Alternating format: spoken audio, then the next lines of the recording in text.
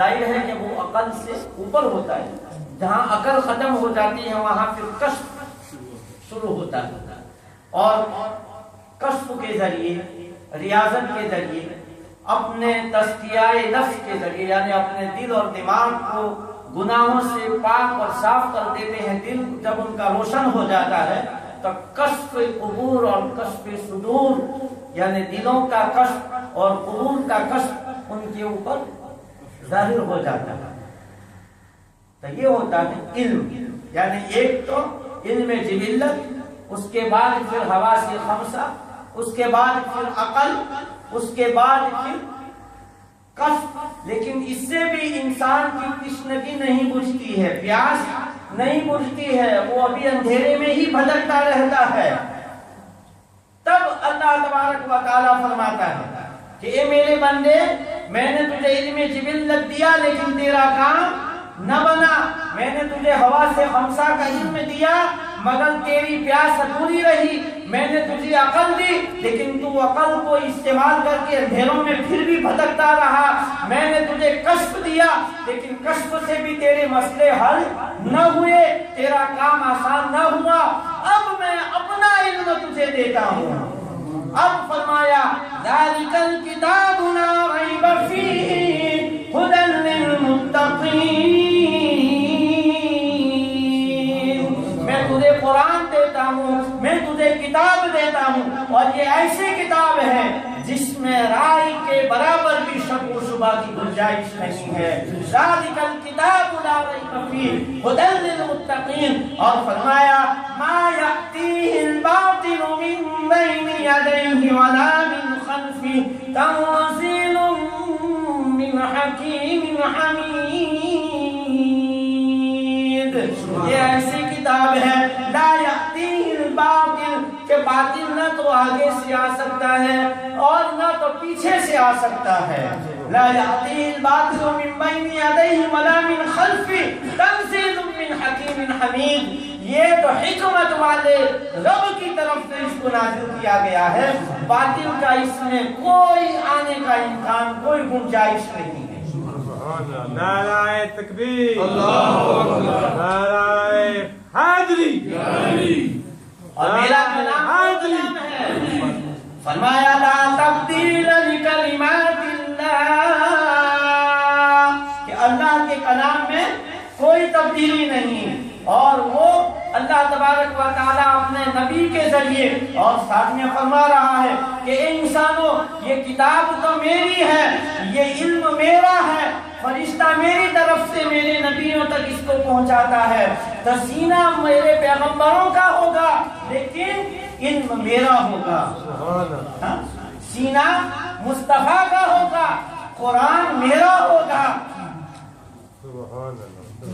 زبان مصطفیٰ کی ہوگی، باتیں میری ہوں گی. لب میرے مصطفیٰ کے ہوں گے، کلام میرا ہوگا. فرمایا کہ تفسیریں ان کی ہوگی، متن میرا ہوگا. فرمایا کہ شفاعت ان کی ہوگی، مغفرت میری ہوگی. فرمایا کہ ہاتھ ان کے ہوں گے اور رحمتیں میری ہوں گی. دعائیں ان کی ہوں گی، قبولیت میری ہوگی. دامن ان کا ہوگا، نعمتیں میری ہوگی. دامن ان کا ہوگا، نعمتیں میری ہوں گی. یہ نافذ کریں گے حکم زمین پر میرے نبی، لیکن حکم میرا ہوگا. تو یہ ہے کہ نبی کا علم جس کو کبھی بھی کوئی چیلنج نہیں کر سکتا. اور یہ سلسلہ حضرت آدم علیہ السلام سے شروع ہوا اور نبی کریم صلی اللہ علیہ وسلم پر یہ سلسلہ ختم ہوا. اور ایسا کہ بخاری شریف کے حدیث آپ نے بارہا سنی ہے کہ ایک شخص بارگاہ رسالت امام صلی اللہ علیہ وسلم میں آیا، عرض کیا کہ یا رسول اللہ صلی اللہ علیہ وسلم، میرے بھائی کے پیٹ میں درد ہے. تو سرکار نے فرمایا کہ جاؤ اس کو شہد پلاؤ. جب شہد پلایا گیا تو درد اور زیادہ بڑھ گیا، گھبرایا ہوا آیا. کہا یا رسول اللہ درد زیادہ ہو گیا، فرمایا جاؤ اپنے بھائی کو شہد پلاؤ۔ پھر شہد پلایا، درد پہلے سے زیادہ ہو گیا، وہ گھبرایا ہوا آیا، کہا یا رسول اللہ درد تو پہلے سے بھی زیادہ ہو گیا۔ فرمایا کہ تیرے بھائی کا پیٹ جھوٹا ہے، اللہ کا کلام سچا ہے، جاؤ اپنے بھائی کو شہد پلاؤ۔ ایک ڈاکٹر اپنے دردی کو نسخہ بدل کر، پرسکرپشن بدل کر دوائیں دیتا ہے، ایک سے نہیں تو دوسری سے نہیں تو تیسری دوا بدلتا ہے، لیکن چونکہ نبی کی بات وحی یوحا ہوتی ہے، ہاں اللہ کی طرف سے وحی ہوتی ہے، وما ينطق عن الهوى ان هو الا وحی یوحا، نبی اپنی خواہشات سے کچھ نہیں کہتا، وہ جو کچھ بھی بولتا ہے وہ تو وحی الہی ہوتا ہے۔ اب جب وحی الہی ہوا نبی کا بولنا، تو اللہ کی وحی میں، اللہ کے کلام میں کیا تبدیلی ہے؟ لا تبدیل لکلمات اللہ۔ تیرے بھائی کا درد کتنا ہی شدید نہ ہو، لیکن اللہ نے فرمایا کہ شہد میں شفا ہے، تو جاؤ اس کو شہد ہی پلاؤ، کوئی علاج ہے ہی نہیں۔ اور جب تیسری مرتبہ پلایا گیا تو درد بالکل کافور ہو، اس کے پیٹ میں جو مواد تھا فاسد وہ نکل گیا، شہد نے اس کو نکال دیا اور اس کے بھائی کو شہد سے آرام حل۔ تو نبی کا جو علم ہوتا ہے اسے کوئی چیلنج نہیں کر سکتا۔ دوسری بات، اور تیسری بات یہ کہ نبی معصوم ہوتا، یعنی نبی گناہوں کی طرف جانے کا سوچتا بھی نہیں، نبی کے دل و دماغ میں، خیال میں گناہ کا خیال ہی نہیں آتا۔ اب دیکھیں، ایک انسان ہے ہم جیسے اور ایک نبی ہے۔ حدیث شریف میں ہے کہ اللہ تبارک و تعالی نے ہر نبی کو جنت کی مٹی سے پیدا فرمایا۔ اب جنت کی مٹی میں پاکیزگی ہے، نورانیت بھی ہے، اور جنت کی مٹی میں طہارت بھی ہے، ہر طرح سے ظاہر ہے کہ جنت اعلیٰ اور جنت کی ہر چیز بھی اعلیٰ، اور ہم کو اس مٹی سے پیدا کیا گیا۔ اس مٹی میں قدوت ہے، ظلمت ہے، ہمارا دل گناہ کی طرف زیادہ مائل رہتا ہے، اور نبی کا قلب ہمیشہ اللہ کی فرمانبرداری، اللہ تبارک و تعالی کی عبادت و ریاضت میں ہمیشہ لگا رہتا ہے، اس لیے کہ جنت کی مٹی سے جو بنے۔ اور عربی کی ایک کہاوت ہے، کل شیء یرجعہ الی اصلہ، کہ ہر چیز اپنی اصل کی طرف لوٹتی ہے۔ اب ہر چیز اس کی اصل کی طرف آ جائے۔ اگر آپ کے خاندان میں تقوی، طہارت، پاکیزگی، علم ہے تو آپ کی اولاد بھی کبھی نہ کبھی اس کی طرف لوٹ آئے گی۔ اگر اس سے الگ ہے تو پھر اس طرف کل شیء یرجع الی اصلہ، ہر چیز اپنی اصل کی طرف لوٹتی ہے۔ مٹی کو آپ زمین سے اوپر اٹھائیں، کتنی اونچے اوپر جائے، لیکن وہ اپنی اصل کی طرف لوٹ آئے گی۔ تنزو کے نبی کا مادہ جنت کی مٹی سے بنا ہوا ہوتا ہے ہر وقت۔ اور دوسری بات کہ اللہ تبارک و تعالی کا مشاہدہ، اس کے جلال و جمال کا مشاہدہ ہمیشہ نبی کے سامنے رہتا ہے۔ اللہ تبارک و تعالی کی ذات کا مشاہدہ ہر وقت نبی کا قلب کرتا رہتا ہے۔ اب ایک بادشاہ ہے، اس بادشاہ کے آگے کسی کی کیا مجال ہے کہ اس کی نافرمانی کرنے کے بارے میں سوچے بھی؟ بادشاہ ہے، اس کی نافرمانی اس کے سامنے کوئی کر سکتا ہے بھلا؟ اس کی حکم عدولی اس کے سامنے بھلا کوئی کر سکتا ہے کیا؟ بلکہ وہ ادب کے ساتھ اس طرح کھڑا رہے گا کہ بادشاہ کی نگاہوں میں اس کا مقام اور زیادہ بڑھ جائے۔ کوشش یہی کرے گا. تو وہ انبیاء کرام کہ جن کے سامنے ہر وقت اللہ تبارک و تعالیٰ کے جلال و جمال کا مشاہدہ کرتے رہتے ہیں, ان کا قلب اللہ تبارک و تعالیٰ کا ہر وقت مشاہدہ کرتا رہے, تو بھلا وہ کیسے گناہ کی طرف جا سکے, کیسے وہ معصیت کی طرف یا نافرمانی کی طرف وہ جا سکے. اگر بتقاضائے بشریت ابھی کبھی کوئی ایسی بات ہو بھی جائے, جیسا کہ قرآن میں ہے وَلَقَدْ هَمَّتْ بِهِ وَهَمَّ بِهَا لَوْلَا أَن رَأَىٰ بُرْهَانَ رَبِّهِ كَذَٰلِكَ لِنَصْرِفَ عَنْهُ السُّوءَ وَالْفَحْشَاءَ إِنَّهُ مِنْ عِبَادِنَا الْمُخْلَصِينَ. حضرت یوسف علیہ السلام اور زلیخا کی بات یہاں کی جا رہی ہے. کچھ خیال آنے لگا, لیکن اللہ تبارک و تعالی نے ان کے دل کو بدل دیا. تو اللہ تعالیٰ کی اعانت, اللہ تعالیٰ کی مدد ہر گھڑی ہر آن اپنے نبیوں کے ساتھ رہتی ہے. تو یہ ہے ان وجوہات پر کہ اللہ کے نبی سے کسی قسم کی خطا یا معصیت کا ارتکاب ہونا یہ ناممکن ہے. گناہوں سے پاک اور صاف ہیں اور معصوم ہیں. چوتھی بات یہ کہ اللہ تبارک و تعالیٰ کے یہ بندے ہوتے ہیں, ہوتے انسانوں ہی میں سے ہوتے ہیں, لیکن اللہ تبارک و تعالیٰ ان کو اعلیٰ خاندان میں, اللہ تبارک و تعالیٰ ان کو اعلیٰ خاندان میں پیدا فرماتا ہے. ان کا نسب بھی اعلیٰ, ان کا حسب بھی اعلیٰ, ان کا حسن و جمال بھی اعلیٰ. جیسے کہ حضرت عیسیٰ علیہ السلام نے خود فرمایا قال انی عبد اللہ آتانی الکتاب وجعلنی نبیا وجعلنی مبارکا اینما کنت واوصانی بالصلاة والزکاة ما دمت حیا. پیدا ہوتے ہی فرمایا کہ میں اللہ کا بندہ ہوں. آتانی الکتاب, اللہ کا بندہ تو ہوں لیکن میں عام بندوں کی طرح نہیں ہوں. آتانی الکتاب, مجھے کتاب عطا فرمائی ہے.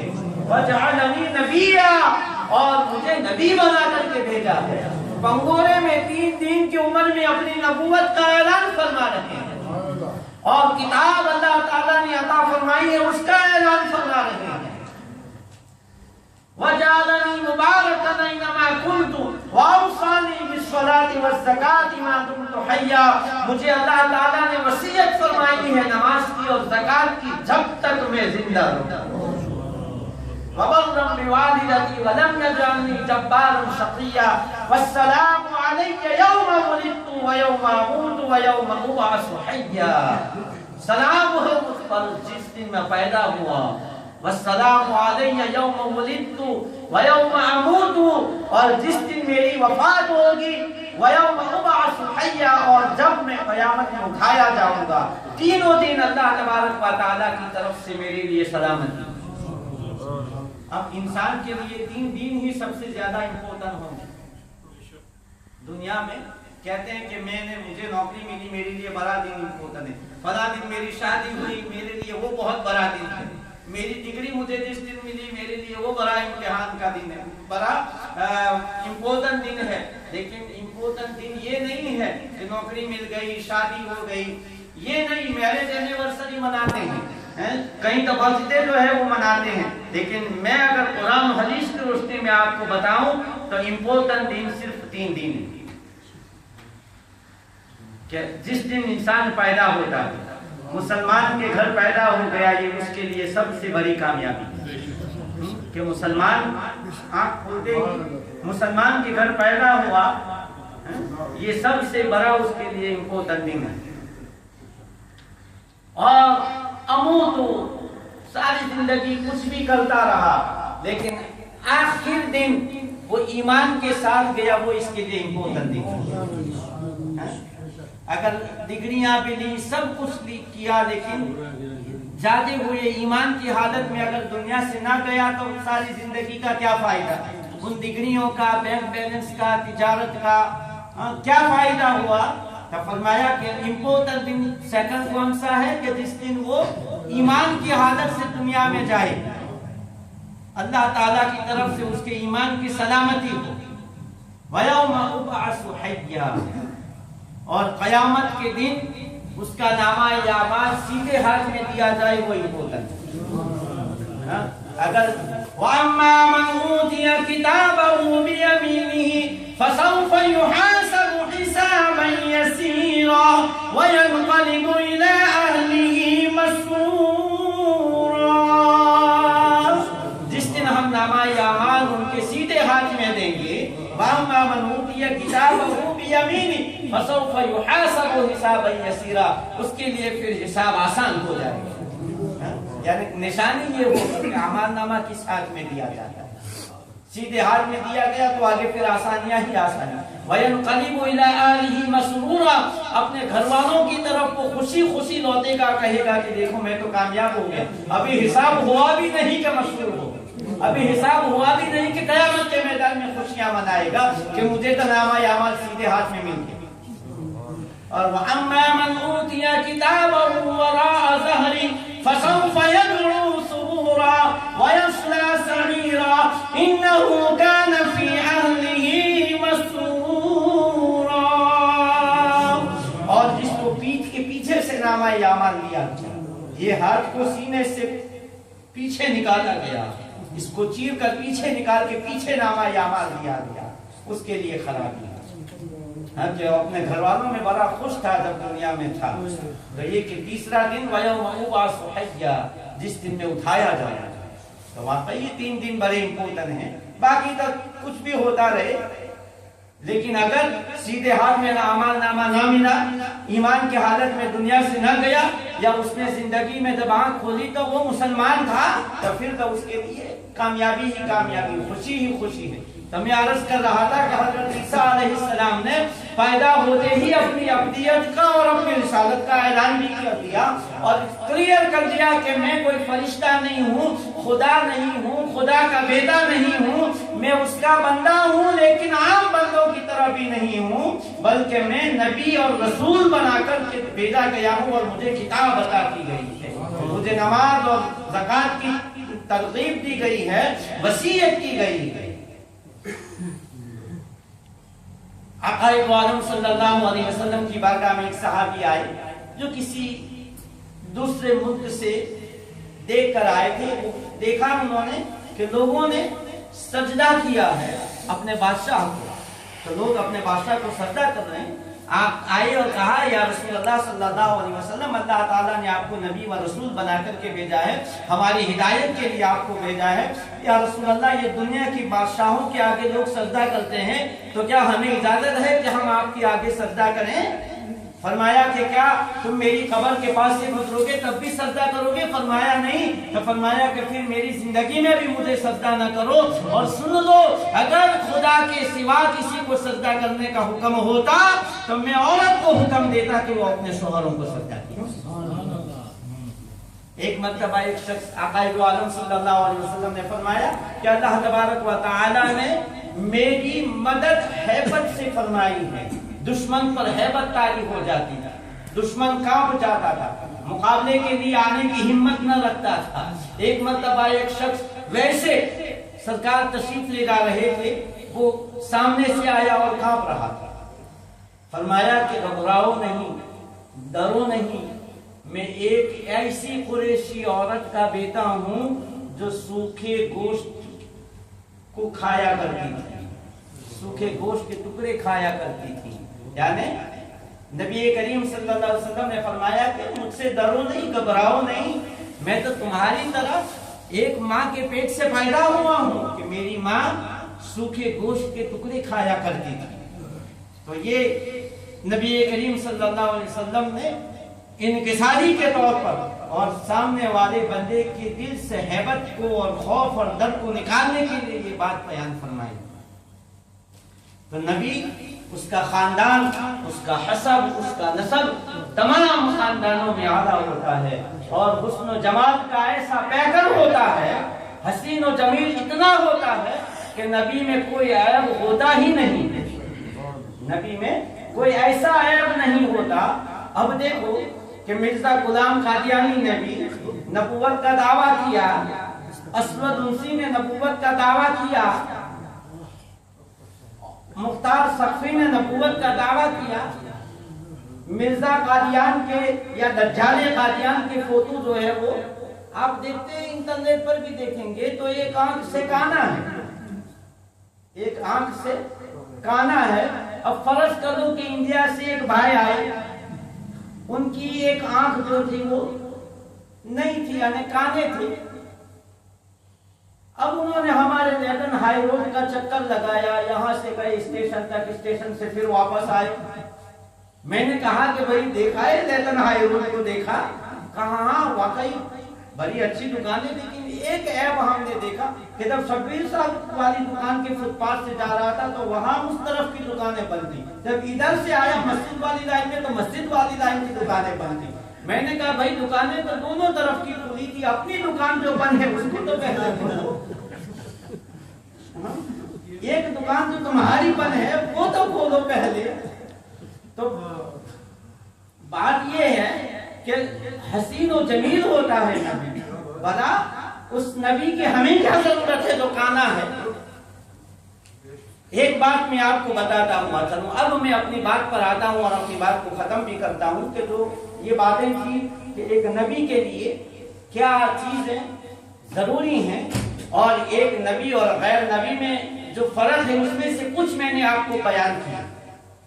والضحیٰ، اس آیت کو میں نے موضوع سخن بنا، والضحیٰ چاشت کی قسم۔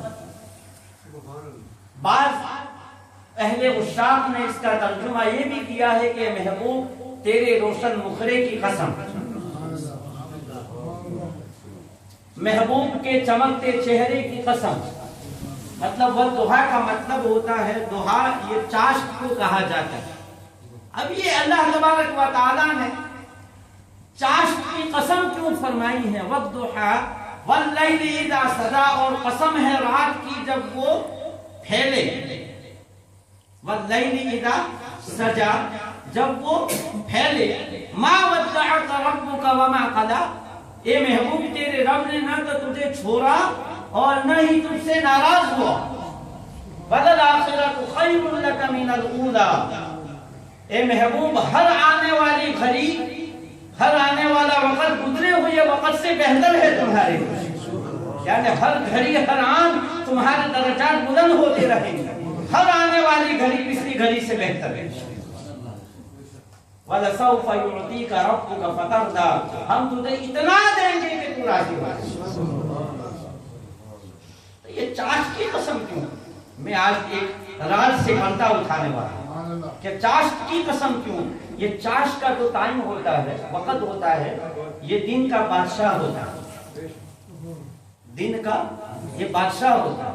چاشت کا وقت وہ وقت ہوتا ہے کہ کھیتی باڑی والے زمیندار اپنے ہل اور اوزار کو لے کر کے کھیت کی طرف جاتے ہیں، دکان والے اپنے دکان کے طرف جاتے ہیں، نوکری والے اپنی نوکری کے لیے نکلتے ہیں، اور عبادت اور ریاضت والے چاشت کی نماز پڑھنے کے لیے کھڑے ہوتے ہیں۔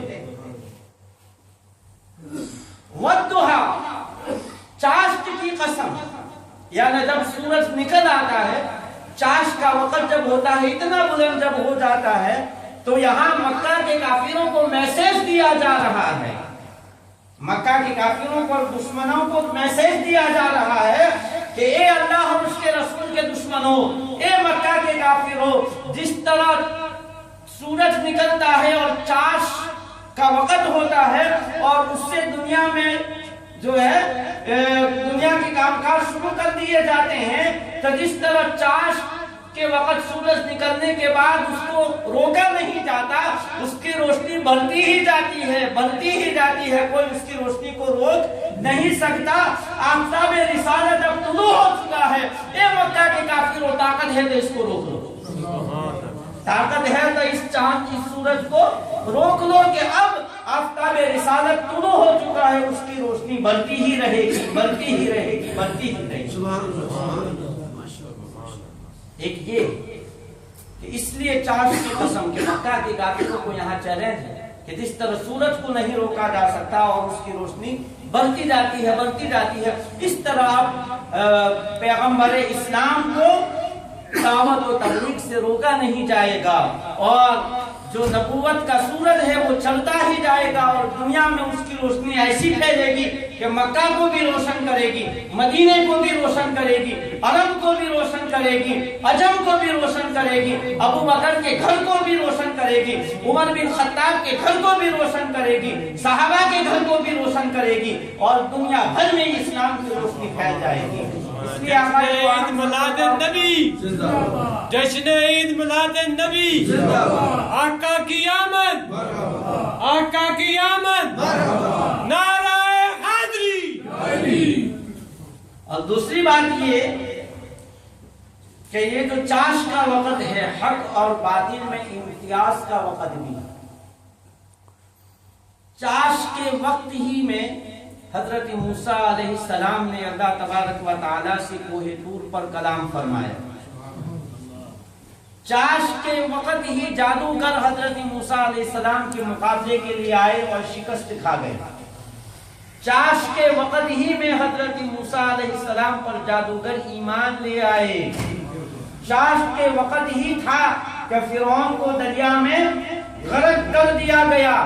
चाश ही का वक़्त था कि हजरत इब्राहिम अलैहिस्सलाम पर आग को गुलजार कर दिया गया। तो ये चाश का वक्त हक और बातिल में इम्तियाज का वक्त है। कुफ्र और ईमान में इम्तियाज का कुफ्र और ईमान में ये चाश का वक्त इम्तियाज करने वाला, फर्क करने वाला है। तो यहाँ वद्दुहा आक़ाए दो आलम सल्लल्लाहु अलैहि वसल्लम के चेहरे अनवर की और रोशन मुखरे की कसम खाई जा रही है और साथ में ये भी है कि ये इससे मुराद ये है कि अब मेरे नबी का आफ्ताब जो है वो तुलू हो चुका है। इसीलिए कुरान ने या अय्युहन नबिय्यु इन्ना अरसलनाका शाहिदन व मुबश्शिरन व नज़ीरा व दाइयन इलल्लाहि बिइज़्निही व सिराजन मुनीरा, और फरमाया व इज़ अख़ज़ल्लाहु मीसाक़न नबिय्यीन लमा आतैतुकुम मिन किताबिन व हिकमा, कि जब अल्लाह तबारक व तआला ने नबी करीम सल्लल्लाहु अलैहि वसल्लम की रिसालत को आलम अरवाह में मनवाया तो दो कॉन्फ्रेंस हुई। एक कॉन्फ्रेंस तो हुई अल्लाह तबारक व तआला ने सारे इंसानों की वइज़ अख़ज़ रब्बुका मिन बनी आदम मिन ज़ुहूरिहिम ज़ुर्रिय्यतहुम व अशहदहुम अला अनफुसिहिम अलस्तु बिरब्बिकुम, मैं भी था, आप भी थे, हमारे वालिदैन भी थे, सब कोई, हर कोई था उस कॉन्फ्रेंस में और अल्लाह ताला ने अपनी उलूहियत का इकरार करा, हम सब ने किया। और एक कॉन्फ्रेंस वो हुई जिसमें आक़ाए दो आलम सल्लल्लाहु अलैहि वसल्लम के मकाम और मर्तबे को बताया गया, लेकिन उसमें सबको निकाल दिया।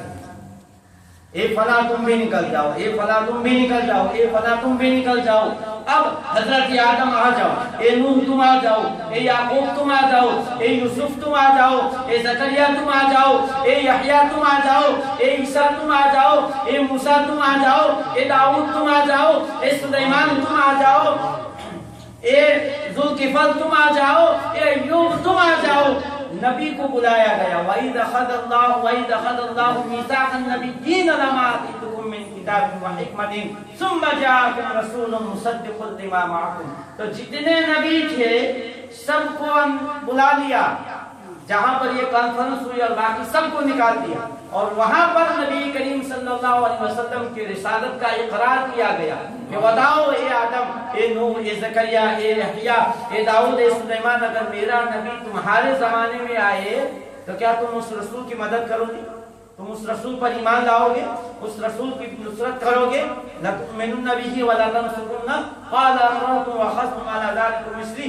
पता चला कि जो सच्चे थे वो अंदर चले गए और जो झूठे थे वो باہر ہی رہ گئے. تو جو غلام قادیانی جیسے اسود منسی جیسے یہ باہر رہ گئے کہ یہ جھوٹے نبوت کے دعوے دار تھے. جو سچے نبی تھے ان سب کو اللہ تبارک و تعالیٰ نے بلا لیے کہ تم آ جاؤ اور اقرار کرو میرے نبی کی نبوت کا, میرے رسول کی رسالت کا. اللہ تبارک و تعالیٰ ہمیں مقام نبوت کو سمجھنے کی توفیق عطا فرمائے. آخر دعوانا الحمدللہ رب العالمین.